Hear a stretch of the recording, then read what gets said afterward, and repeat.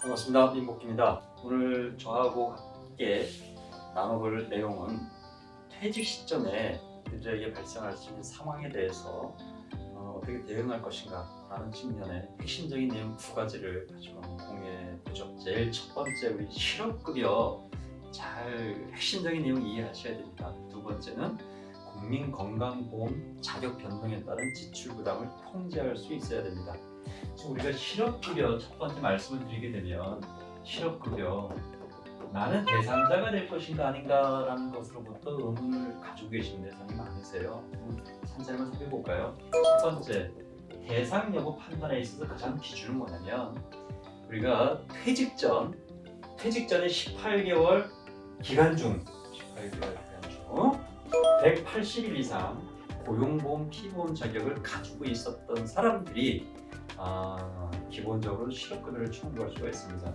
근데 모든 사람이 청구할 수 있는 게 아니고, 이 조건이 충족되는 사람들 중에서 그 퇴직의 사유가 비자발성을 띠고 있어야 된다는 거죠. 즉 비자발적 사유로 인해서 퇴직한 사람만이 신청할 수 있다. 물론 그게 기본적 원칙이지만, 때에 따라서는 내가 사직서를 냈다 하더라도 형식적인 측면은 자발적인 성향을 띠고 있지만, 내용에 대한 속성을 보니 불가피함을 인정받을 수 있는 조건에 해당이 된다면 실업급여를 청구해서 받으실 수 있습니다. 두 번째는 내가 신청하게 되는 어떤 혜택이 있느냐라는 거예요. 어떤 혜택이 있느냐. 이것은 뭐냐면 기간의 측면에서, 수급 기간의 측면에서, 금액의 규모의 측면에서 살펴볼 필요가 있습니다. 기간은 전년도 2019년도 10월 1일 이후 퇴사자부터 좀 기준이 바뀌었습니다. 종전에는 90일에서 240일 정도의 수급 기간이 개인 상황에 따라서 달리 적용되는데, 지금은 120일에서 270일까지 우리가 수급을 할 수가 있습니다. 270일 최장기간 동안 실업급여 혜택을 받을 수 있는 사람은 어떤 대상자냐?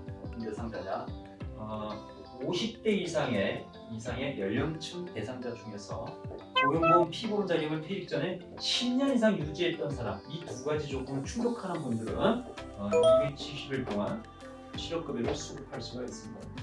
그럼 어느 정도를 받을 수 있느냐? 금액은 본인이 퇴직 전 평균 급여에 이것도 제도가 좀 바뀌었습니다. 종전에는 50%를 한도로 결정되는데, 지금은 평균 60% 한도의 범위 내에서 실업급여를 수급할 수가 있습니다. 현재 일당 한도가 66,000원으로 우리가 설정되어 있으니 적은 금액은 아닐 수가 있겠죠. 그런데 조건이 있습니다. 세 번째는 뭐냐? 이 수급권을 활용해야 될 시효가 있습니다. 시효가 뭐냐? 중요합니다.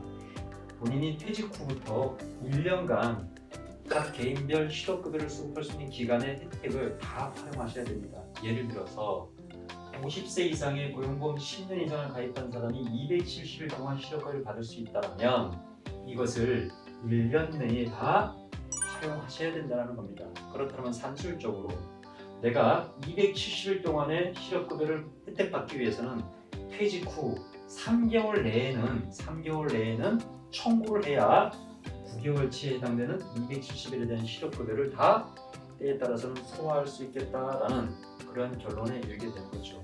그 다음에 시장에서 많이 발생하는 부분들이 이런 분들이 계세요. 실업 상태에 있는 분들, 즉 소득 활동을 하지 않는 분들에게 우리가 주는 게 실업급여인데, 우리나라 분들께서 부동산 자산에 대한 관심이 가장 높은 건 사실이기도 하고, 자산의 규모에서 많이 집중되어 있는 건 부동산 자산입니다. 따라서 때에 따라서는 임대 사업자 등록을 하고 임대소득을 가지고 있는 분들이 계세요. 사업자 등록을 했다, 거기서 소득이 발생한다, 소득 활동을 하고 있는 거죠. 원칙적으로 실업급여 대상이 안 됩니다. 그런데 부동산 임대 사업은 별건으로 우리가 판단해 주셔야 됩니다. 잘 기억하시기 바랍니다. 첫 번째, 내가 부동산 임대 사업자로 등록을 하고 소득이 있다. 그런데 이 부동산 임대 사업을 운영하기 위한 별도의 사무실을 내가 개설하지 않고 있다. 두 번째, 이 부동산 임대 사업을 운영하기 위해서 과세 소득이 있는, 즉 내가 급여를 주는 조합원을 고용하지 않고 있다. 이 두 가지 요건을 충족하고 있는 임대 사업자라면 실업급여를 청구할 수 있습니다.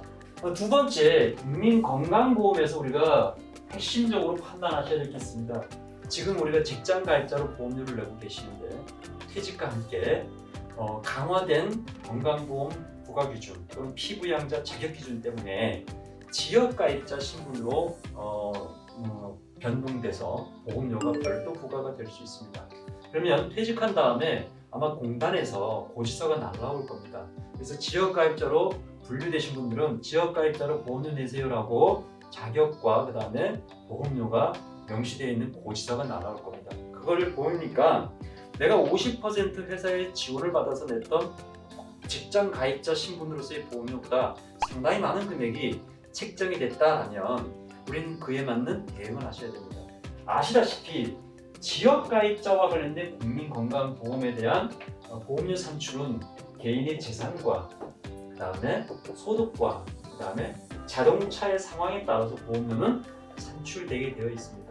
그래서 이거에 의해서 산출된 보험료가 내가 냈던 건강보험료 직장가입자 신분으로 냈던 것보다 많다라면 반드시 기억하시기 바랍니다. 임의 계속 가입을 신청해서 보험료 부담을 통제하자라는 겁니다. 이것은 조건이 있습니다. 신청할 수 있는 대상자는 퇴직 전 18개월 중에서 통산 1년 이상 직장 가입자 신분으로 유지했던 이력이 있는 사람만이 임의 계속 가입을 신청할 수 있습니다. 임의 계속 가입을 신청하게 되면 어떤 혜택이 있느냐, 직장 가입자로 냈던 보험료보다 상당히 지역 가입자 신분으로 변환되면서 보험료가 상승했을 때 이걸 신청하게 되면 직장 가입자로서 냈던 50%의 자기 부담금에 준해서 보험료가 조정이 됩니다. 그러면 이 혜택을 언제까지 유지해 주느냐?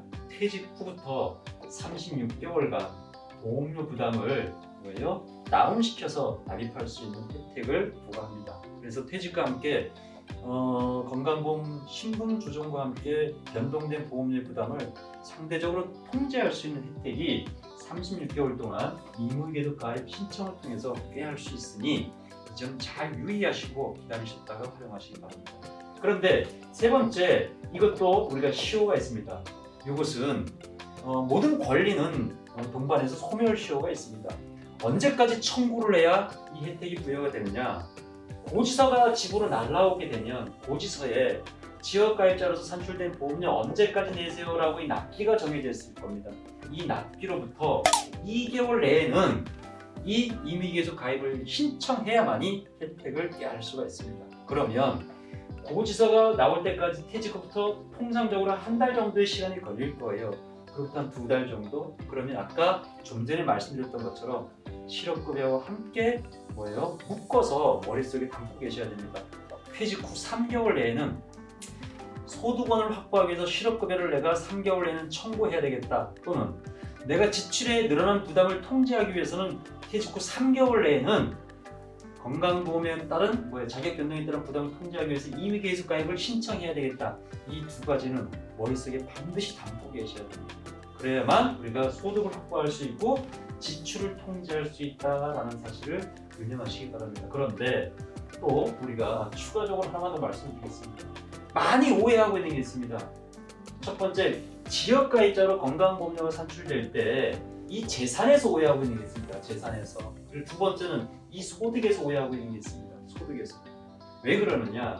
이 재산은 주택 들어갑니다. 토지 들어갑니다. 기타 보유하고 있는 부동산 들어갑니다. 전월세 보증금 규모 들어갑니다. 그런데 이 지역가입자 보험료 산출하는 데 있어서 이 재산의 항목에 금융재산은 반영되지 않습니다.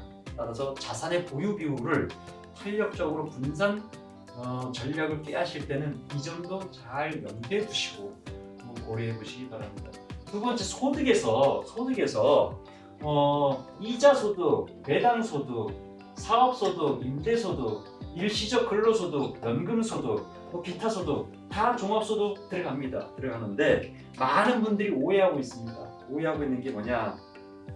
이 소득의 측면에서 이 연금 소득은 내가 민영금융사에 생명보험사나 또는 금융회사에 연금을 많이 들어서 연금소득이 많이 나오면 건강보험료가 확 올라간다며? 이런 분들이 계십니다. 또는 야 내가 퇴직금을 받아가지고 그걸 연금의 형태로 받으면 연금소득이 있으니까 건강보험료가 확 올라간다며? 이렇게 얘기하시는 분들이 있습니다. 이 잘못된 생각입니다. 이 연금소득은 국민건강보험, 지역가입자 보험을 산출하는데 반영되는 연금소득은 공적 연금소득만 반영됩니다. 즉 국민연금, 군인연금, 사학연금, 그 다음에 공무원연금, 별정우체국연금 이렇게 5가지 공적 연금만 반영이 되고 금융회사에 분산돼서 투자 인출하고 있는 개인연금은 또는 퇴직연금은 반영되지 않습니다. 그 다음에 이자와 배당소득에 있어서도 유념하셔야 됩니다.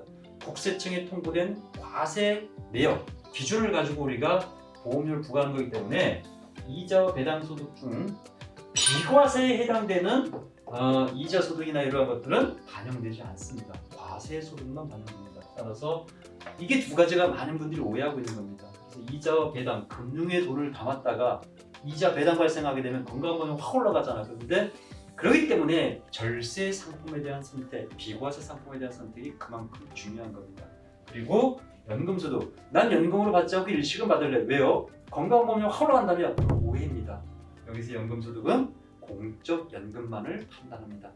핵심적인 사항, 시장의 오해가 있어서 제가 강의를 갈 때마다 많은 분들이 질문하고 궁금해하셔서 핵심적인 내용을 한번 살펴봤습니다. 오늘 준비한 내용은 여기까지 공유하고 다음번 시간에 또 인사드려보겠습니다. 감사합니다.